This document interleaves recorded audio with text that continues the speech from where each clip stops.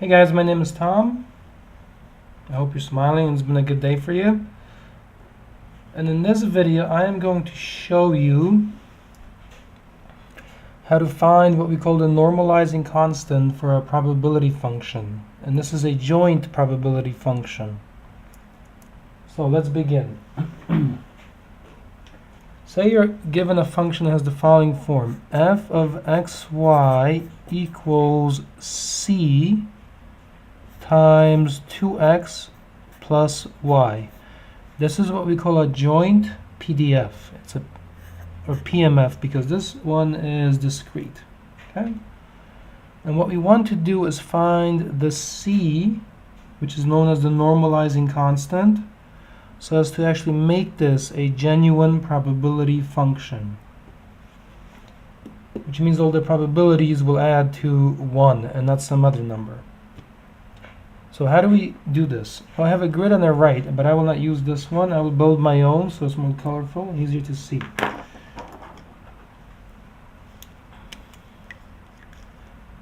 Let's take a look. So let's draw a y-axis. Okay, let me try to keep this very good looking here. This is our y-axis. Then let's draw an x-axis. Roughly like this, okay? Once you've drawn these two, make sure you label them x and y.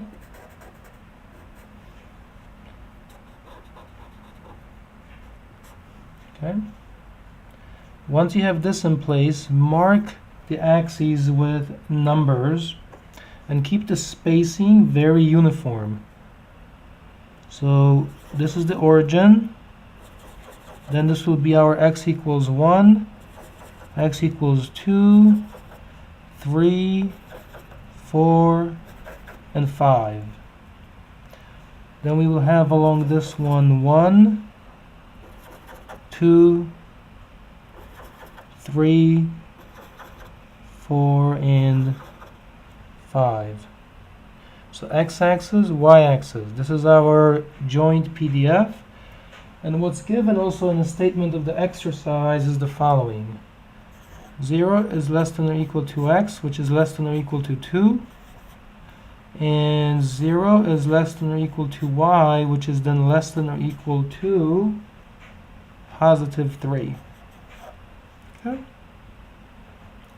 So this is the function. These are the restrictions placed on x and y. And the objective in this video now is to find c, so that we have a genuine probability function, okay, a probability mass function, because these we are taking here to be 0, 1, or 2 for the x, and 0, 1, 2, 3 for the y. Okay, so these are discrete random variables, discrete ones.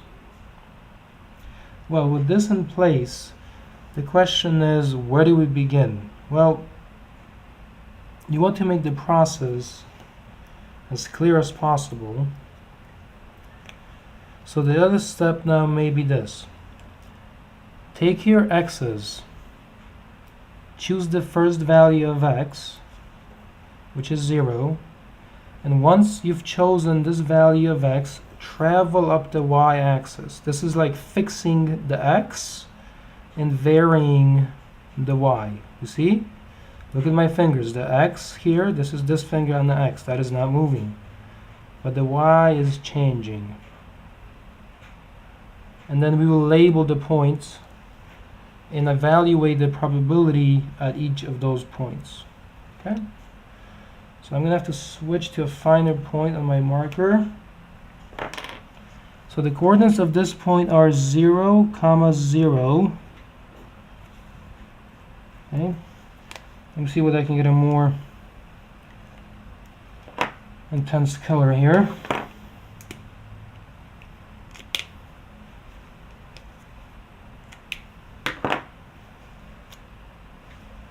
So 0, 0.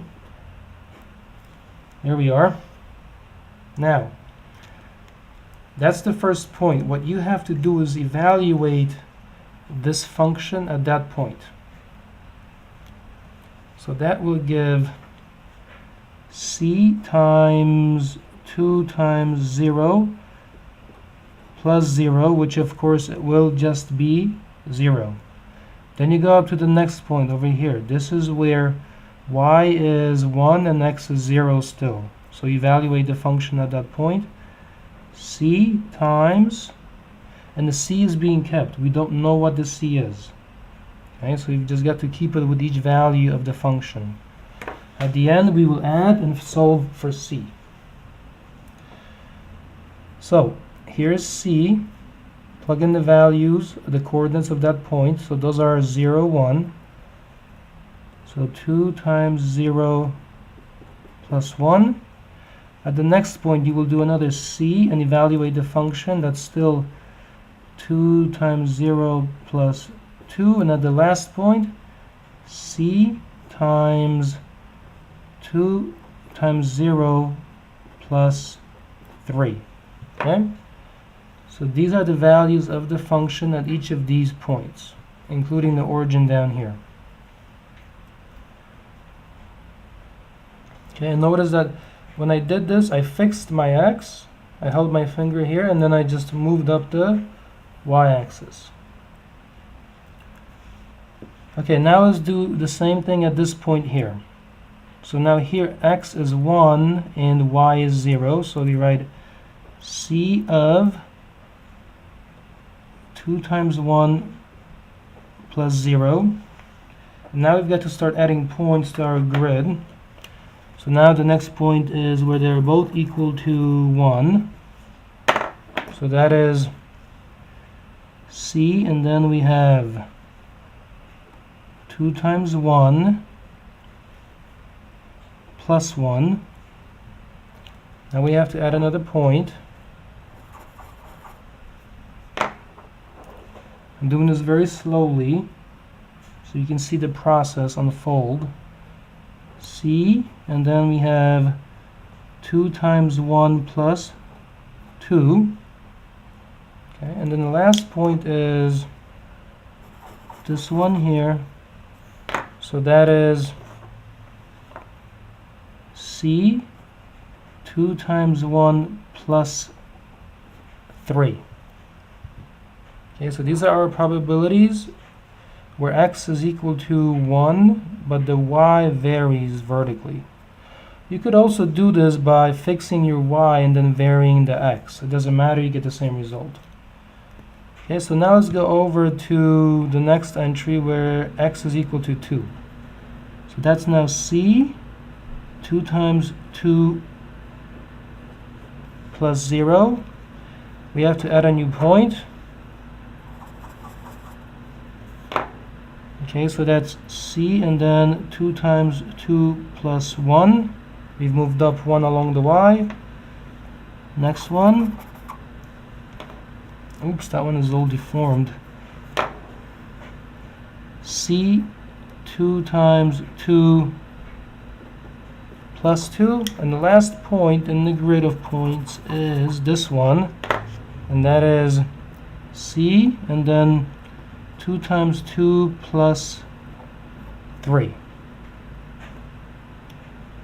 Okay, so we have 1, 2, 3, 4, 5, 6, 7, 8, 9, 10, 11, 12. We have 12 points in our grid of points. Now you could label each point to make it clearer, but it could get a little cluttered here. Okay? So I would just leave it in like this. Now that we have all of this in place, okay, remember we've got our function. These are the restrictions on the x and the y. These that I've written here represent the values of the function at each of the points, at each combination of x and y. Now comes the fundamental fact that all these probabilities, each of these values is a probability, all of these probabilities added together have to equal 1. Okay, that's the key step. So let's write that down next. Now I will simply go through the grid and simplify as follows. Yeah, we'll do that before anything else actually. So 2 times 0 is 0. 0 plus 1 is 1. So that means at this point we have C. 0 times, well, 2 times 0 is 0. 0 plus 0 is 0. So that's Z. I'm sorry, that's 0 times C, which is 0. Okay. At this point, we have 2 times 0, which is 0, plus 2, which is 2. 2 times C is C. So this is 2C. This is 2 times 0, which is 0. 0 plus 3 is 3. 3 times C. At this point. At this point, we have 2 times 1, which is 2.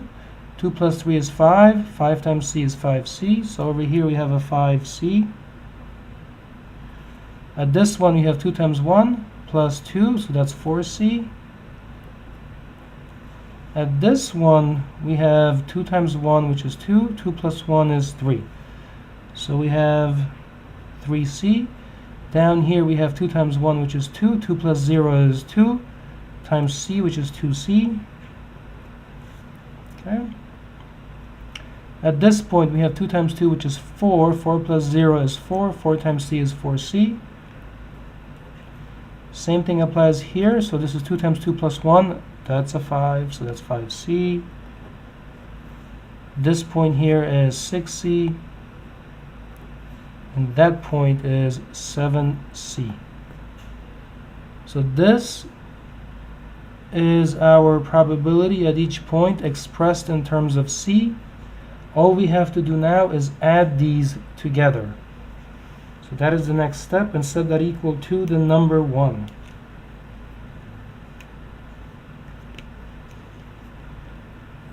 Well, at the origin we have a 0, so nothing.